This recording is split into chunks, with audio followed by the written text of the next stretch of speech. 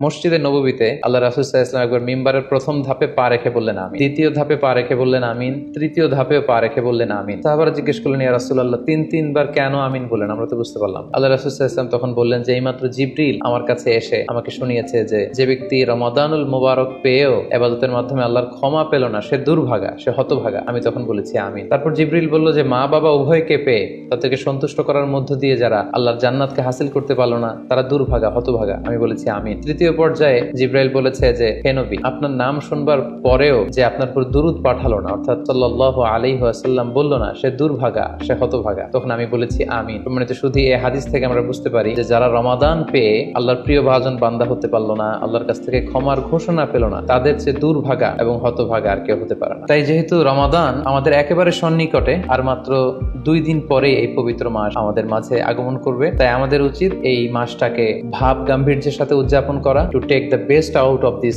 Blessed month. যত বেশি পরিমাণে সম্ভব নেক কাজ করে আল্লাহ তাআলার ক্ষমাপ্রাপ্ত বান্দাদের অন্তর্ভুক্ত হওয়ার চেষ্টা করা। আমরা যদি এই মাসকে উদযাপনের জন্য এখন থেকে একটা প্ল্যান করি বা প্রোগ্রাম করি এবং সেটার আলোকে যদি পুরো মাসটি আমরা পরিচালনা করবার চেষ্টা করি, তাহলে আশা করি খুবই ফ্রুটফুল ওয়েতে এই যে অফার দেওয়া হয়েছে, স্পেশাল অফার, এই অফারগুলোকে আমরা কাজে লাগাতে পারবো এবং বেশি বেশি ইবাদত করে আল্লাহ তাআলার প্রিয় ভাজনদের অন্তর্ভুক্ত হতে পারবো।